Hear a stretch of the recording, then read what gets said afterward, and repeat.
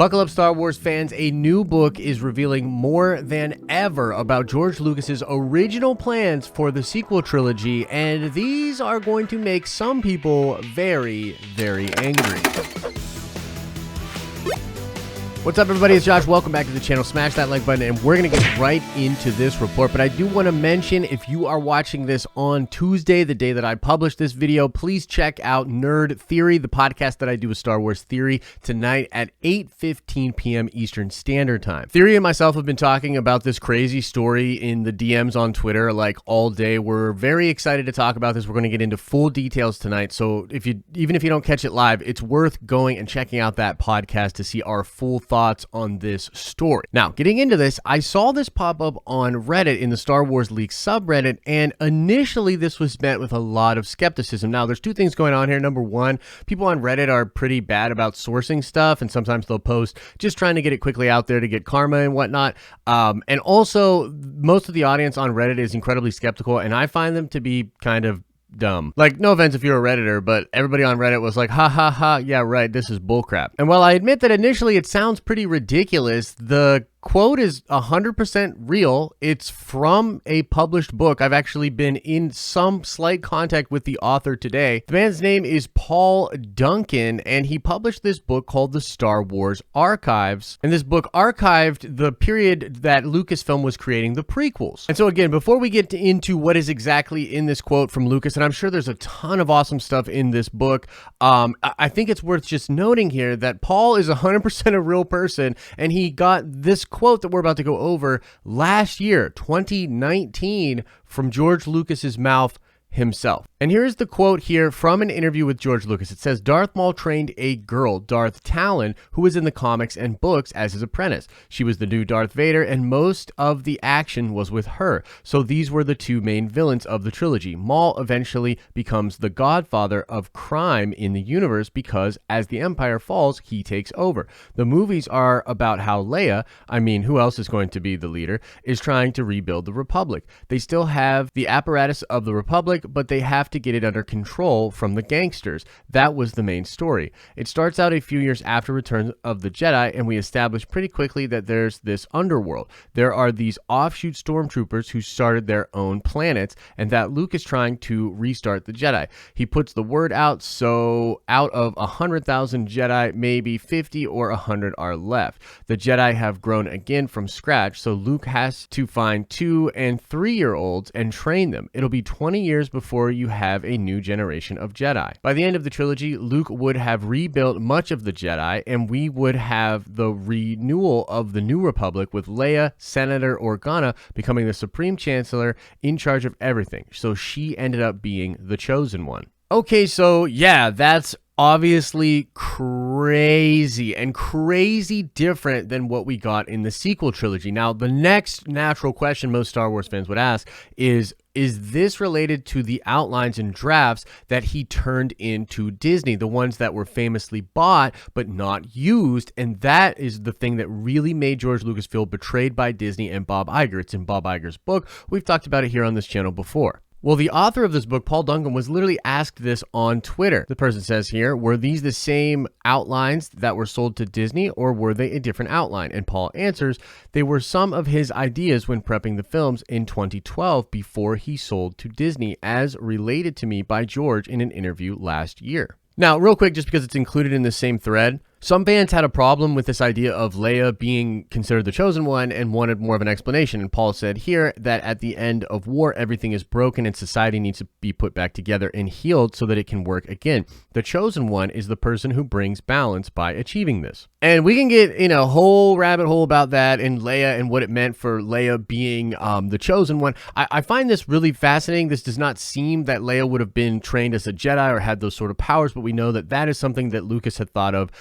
before as well. And so it's hard to say for sure if the outlines that Paul is talking about here would be in the drafts that were bought by Disney. And we don't know much about those drafts other than a few vague things that Lucas has said here and there and that Disney has said.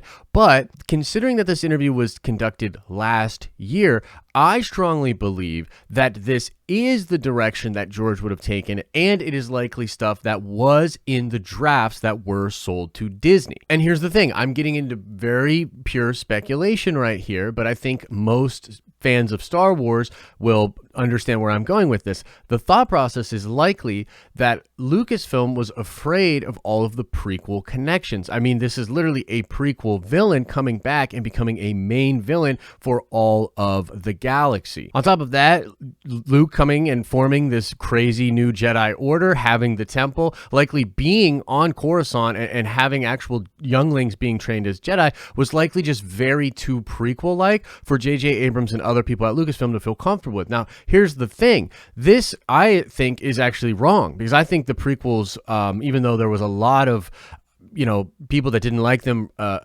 immediately, I think they have now grown to have sort of a cult following, and I think a lot of the young people that love the prequels are now old enough to explain why and sort of talk about that, and I think the prequels are actually way more popular than Disney initially thought. But around that time, when Lucas comes to them, you got to understand, George just came off of, well, not just came off of, but he came off of the prequels, right? That's the last thing we've seen as live action in Star Wars, right?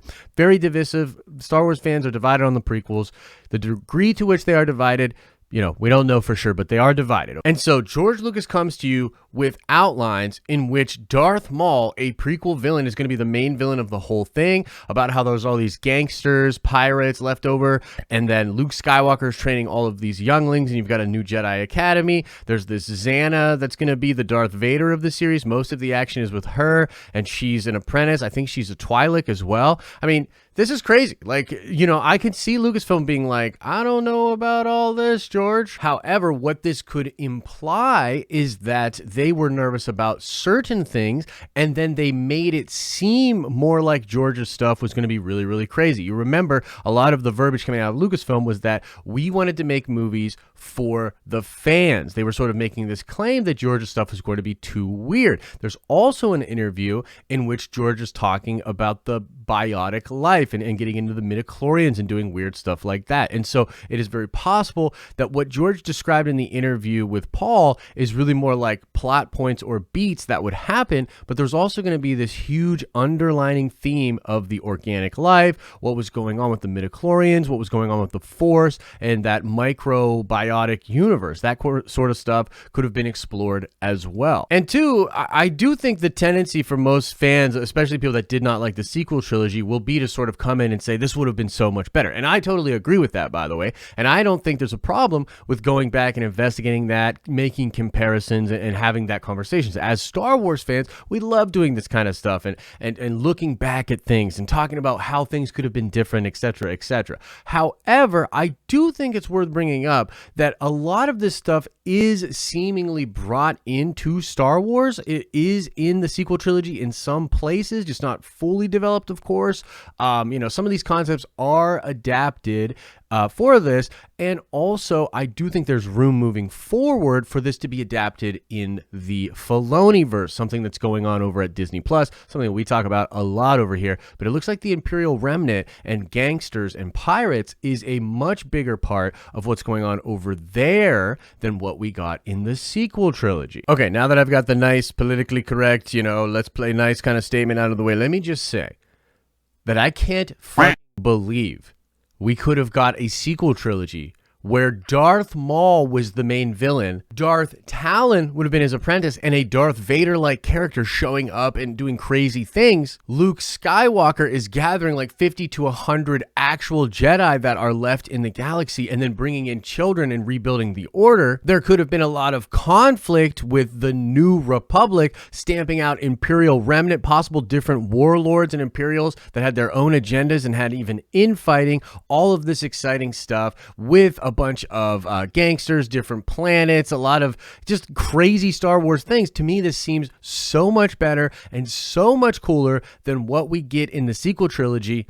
Just gotta say it. But folks, that is the report. Again, I want to repeat, this is 100% real. I'm hoping to talk to Paul. I want to get some more information about this. I'm definitely buying these books, and I will do more content about this story, but this is your baseline for what is going on, what people are saying, what I think about it. Again, come by and watch Nerd Theory later, where Theory and myself will be talking about this, nerding out about it. It's really, really cool, and we, of course, want to know what you think in the comment section below. And now let's shout out Jordan Atkinson, Yes, indeed, it was Attack the Block that John Boyega was famous for before the sequel trilogy. And now let's ask another nerd card question before we get out of here. I want to know, what is the name of the episode in Star Wars Rebels where Darth Maul is finally killed for good? If you like this video, make sure you like it. If you're not subscribed to this channel, what are you thinking? You got to subscribe so you don't miss any videos. If you're enjoying the content over here, then you will absolutely love the live streams we do straight from Nerd Vengers Tower, Monday through Friday, starting at 10 a.m. Eastern Standard Time. As I always say, I hope you're having an awesome and a nerdy day, and I'll see you in the next video.